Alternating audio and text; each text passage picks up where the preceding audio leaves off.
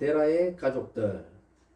오늘 본문의 말씀은 믿음의 조상 아브라함의 아버지 그 데라의 족보를 기록하고 있습니다. 이 데라는 아브라함과 나홀과 하란을 낳았다 그렇게 말씀하고 있습니다. 그런데 의문이 되는 것은 데라의 아버지도 나홀이고 데라의 아들도 나홀이에요. 우리나라 동양에서는 좀 이해하기가 상당히 어렵습니다. 아버지와 아들의 이름이 같다. 이것은 예의가 아닌 것이죠. 그리고 명예를 좀 더럽히는 것이기도 하고 그래서 함부로 이름을 부르지 못해서 같은 이름을 쓰지 않습니다. 그러나 서양 같은 경우는 아버지와 아들의 이름이 같고 또 할아버지와 손자가 이름이 같은 이런 경우가 많습니다. 그래서 2세 또는 주니어 이런 거 표현을 많이 씁니다.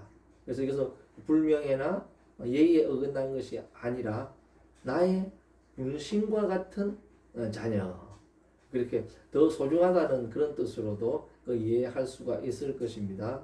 이것은 이상한 부분이 없습니다. 그렇죠. 그런데 또 이 하란은 갈대아 우르에서 또 일찍 죽습니다. 그리고 하란의 딸 밀가가 나오고 밀가와 나홀이 결혼하여서 또 아이를 낳게 되죠. 버두엘을 놓게 되고 버두엘은 리브가 나중에 나오는 라반을 놓게 됩니다. 그래서 이걸 보면 아브라함의 계보 특별히 데라를 통한 그의 가족들이 구성이 됩니다. 왜 이런 말씀을 하는가? 하나님께서 아브라함을 부르셔서 하나님께서 복의 근원이 되게 하여 주시고 믿음의 조상이 되게 하여 주셨습니다. 그러나 하나님이 아브라함만 불렀을까? 그런 생각하게 되는 것입니다. 오늘 성경 본문의 말씀은 하나님께서 데라를 갈대아 우르에서 가나안 땅으로 인도하였다. 그렇게 말씀을 하고 있습니다. 하나님께서 먼저 아브라함보다 데라, 아버지인 데라를 먼저 부르셨던 것 같아요. 그래서 이중 부르심이다. 또 그렇게 생각할 수도 있을 것입니다.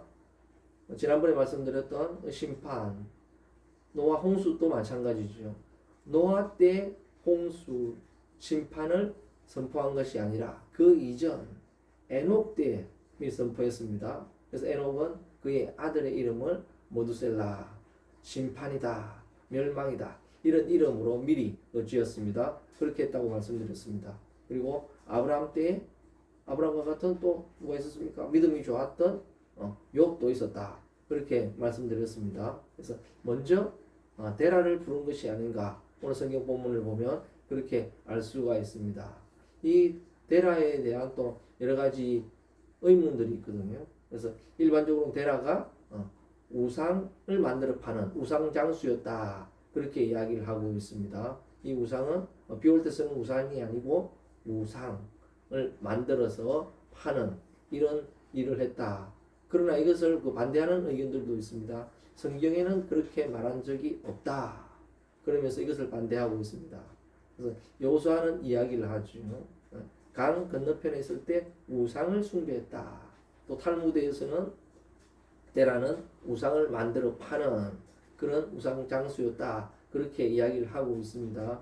그러나 어떻게 이야기하든 공통점은 우상 숭배하는 것은 다 인정을 하고 있습니다.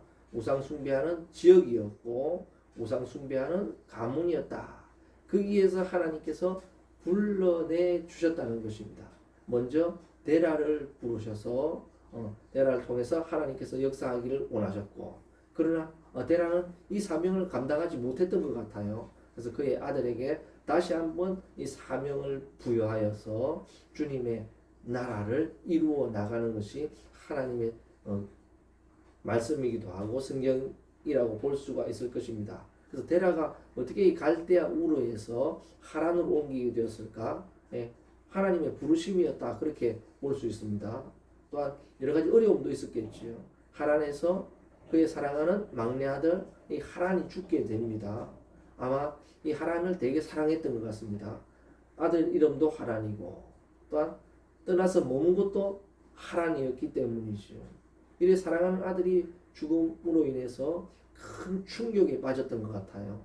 이 충격, 이 하나님께서 인도하시는 방법이기도 하였고 또한 이 충격으로 인하여서 하나님의 음성을 듣지 않았는가? 그 신앙으로 돌아가는 이런 역사가 일어나지 않았겠는가? 그렇게 살펴볼 수가 있습니다. 그래서 이런 아마 계기를 통해 가지고 하나님께 돌아가자, 하나님의 말씀을 듣자 하는 이런 그 생각이 있었겠죠. 이런 결단이 있어서 이 갈대아 우르를 떠나게 된다는 것입니다. 그 당시 이 고대 메소포타미아 문명의 그 중심지였던 이 갈대아 우르, 정말 번성한 도시였지요. 하나님께서는 땅 끝까지 가서 땅에 충만하라고 이야기했는데 이 사람들은 그렇지 아니하죠. 살기 좋은 도시를 만나게 되면 거기에 집중하게 됩니다. 그래서 수도에 집중하지요.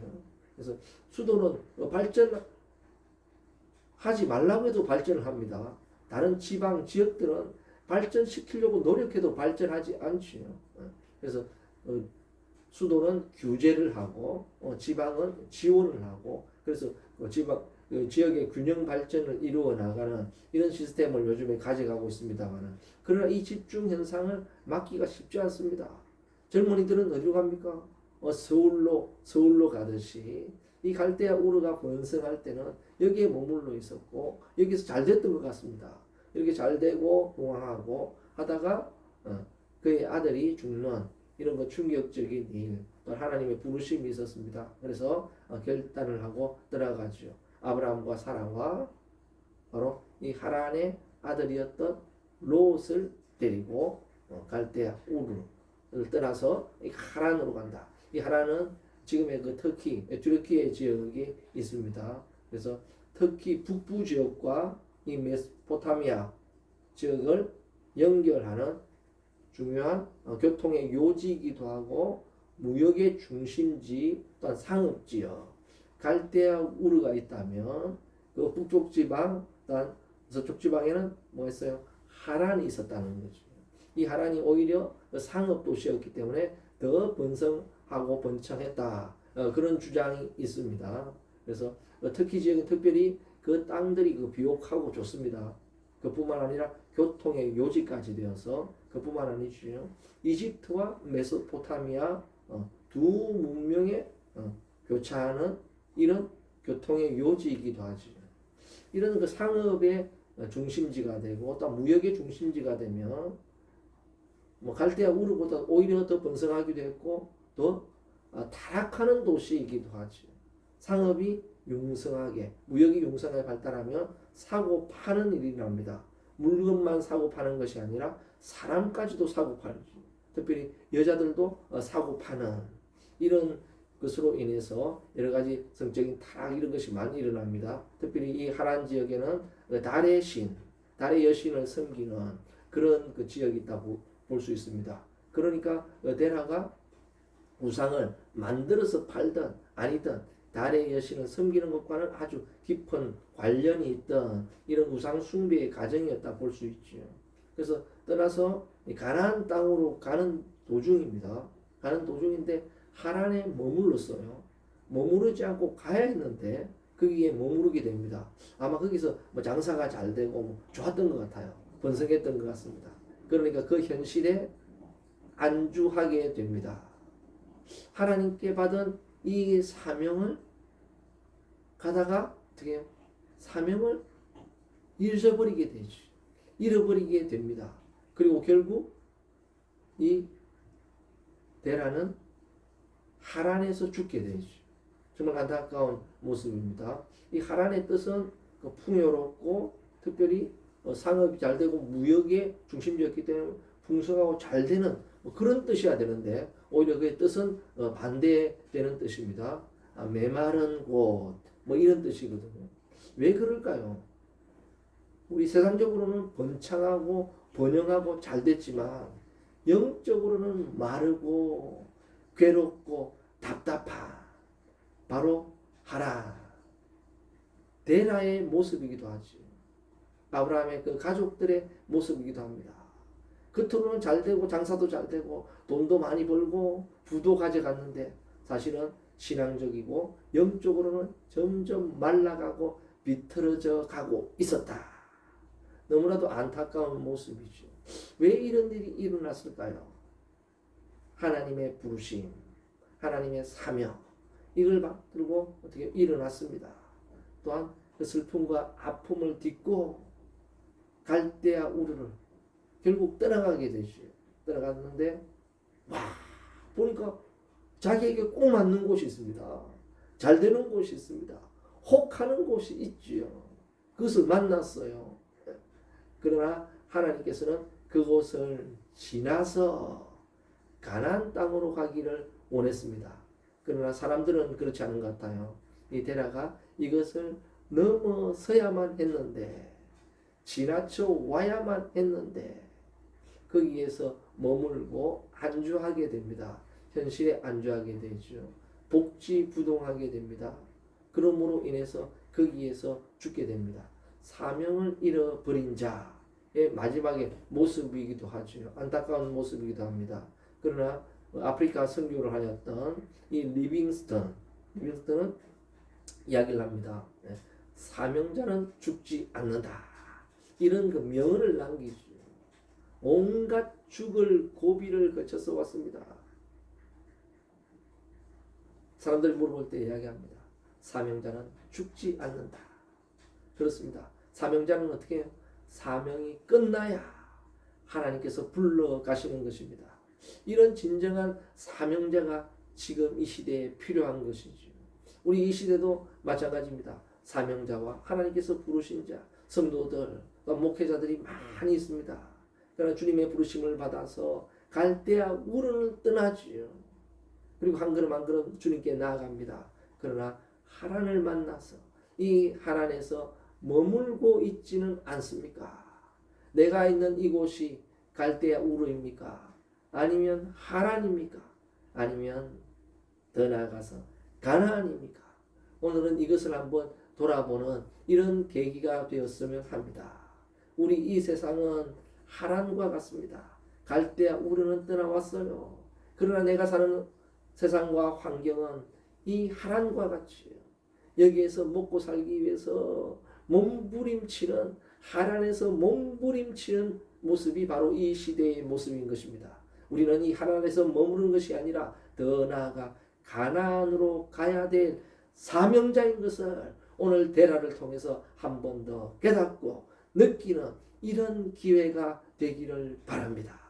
바로 자녀들을 위해서도 내 자신을 위해서도 이 나라와 민족과 교회를 위해서 우리가 나아가야 될 길인 줄 믿습니다. 오늘도 사명자로 저와 여러분을 부르셨습니다. 데라를 부르셨습니다. 안 되면 어떻게 해요? 또 그의 아들까지 부르는 거죠. 참 이런 안타까움이 있습니다. 그러나 쉽지 않지요. 이 데라는 이 하나님의 사랑을 듬뿍 받는 사람이었습니다. 왜? 우상 숭배자임에도 불구하고 하나님께서는 부르셨어요. 하나님께서 일꾼로 사용하기를 원하셨습니다. 우리 사랑의 원자탄 손양현 목사님의 전기를 보게 되면 그의 아들을 죽인 안재선 그 사형을 당하기 직전에 오히려 그 재선이를 살려달라고 이야기하죠. 그 이유는 이미 아들은 죽었다 하는 것입니다. 용서하기를 원하는 정말 주님의 사랑을 베풀기를 원하죠.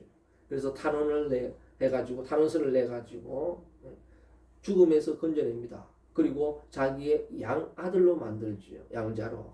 그래서 같은 상에서 밥을 먹습니다. 그리고 신학까지 하게 만들지요.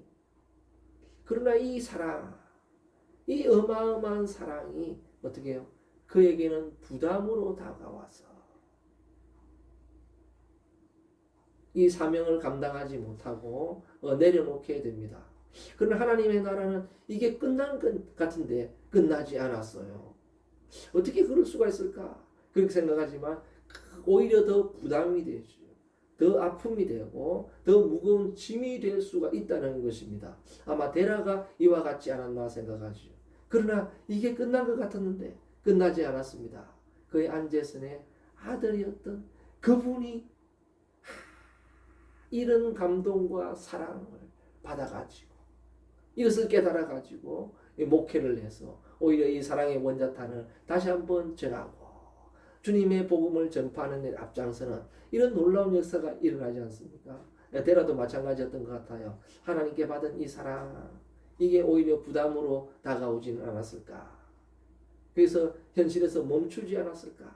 그러나 그의 아들인 아브라함이 이 사명을, 이 바톤을 이어받아서 한 걸음 한 걸음 나아가고 있었다. 이게 하나님의 나라라고 하는 것입니다.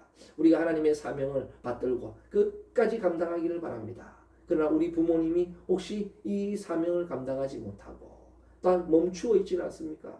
그러나 이 사명의 바톤을 우리가 물려받고 이것을 붙들고 우리가 아브라함처럼 달려나가야 되는 이런 시대인 줄 믿습니다.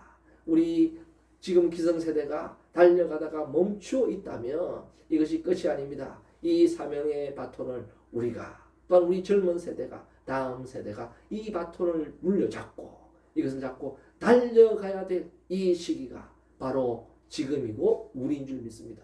이것이 데라와 그의 가족들에게 주신 하나님의 사명이고 말씀인 줄 믿습니다. 이런 사명을 오늘도 붙잡고 달려나가는 성도들 되기를 주님의 이름으로 간절히 축원드립니다.